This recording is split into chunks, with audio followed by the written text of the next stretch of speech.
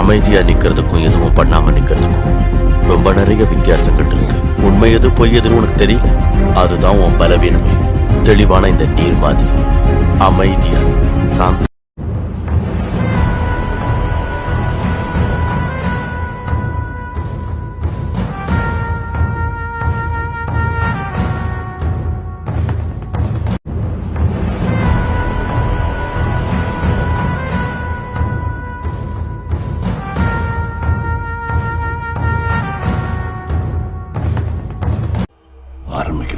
அஸ்ஸலாமு அலைக்கும். உங்கள் அனைவர் மீதும் இறைவனின் சாந்தியும் சமாதானமும் உண்டாகட்டும்.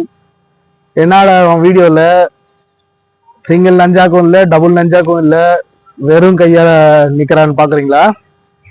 இன்னைக்கு இந்த காணொலியில நீங்க பயிற்சி பண்ண போறது உங்களுடைய வெறும் கைகளால தான். சரிங்களா?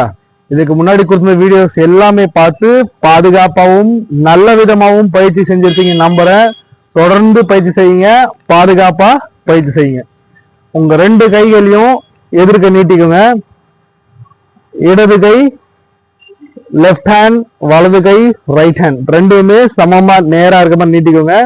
நீட்டிட்டு உங்க வலது கை இல்லையா, அதாவது ரைட் ஹேண்ட் லெஃப்ட் ஹேண்டுக்கு மேல இப்படி கொடுத்து வெளியே இப்படி எடுக்க போறீங்க.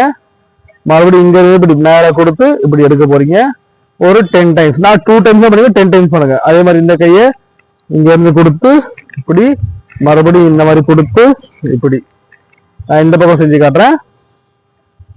ரைட் ஹேண்ட் லெஃப்ட் ஹேண்ட் மேல எக்ஸ் போடணும். மறுபடியும் லெஃப்ட் ஹேண்ட் இந்த மாதிரி எக்ஸ் போட்டு நல்லா பழகுங்க. இந்த ஷோல்டர் நல்லா உங்களுக்கு அந்த ரொட்டேஷன்ல வரட்டும். அதே மாதிரி கை நீட்டு. இப்போ ரைட் ஹேண்ட் மேல பண்ணீங்க, அதே மாதிரி பண்ணும்போது கைக்கு கீழே தெளிவா உங்களுக்கு புரிஞ்சு நம்புறேன். நல்ல விதமா பயிற்சி பண்ணுங்க, தொடர்ந்து பயிற்சி பண்ணுங்க. வெறும் கையிலே எக்ஸ் மாதிரி திருப்புறது உங்களுக்கு தெளிவா புரிஞ்சுன்னு நினைக்கிறேன். இதை செஞ்சு அடுத்து என்ன பண்ண போறீங்க? 2 செஞ்சுட்டோமா? 2 விதம். ஒண்ணு மேல, இன்னொன்னு கீழ்வாட்டம். 2 கைக்கும் இதே மாதிரி பண்ண போறீங்க. அதுக்கப்புறம் என்ன பண்ண போறீங்க? பெரிய எக்ஸ்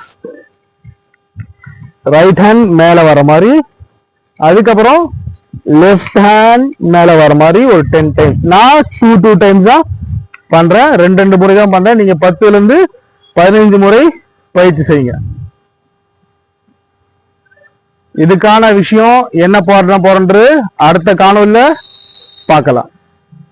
பாதுகாப்பான பயிற்சி மிக மிக முக்கியம். நல்லதே கத்துங்க, நல்லதே செய்யுங்க. அடுத்த காணொலியில சந்திப்போம்.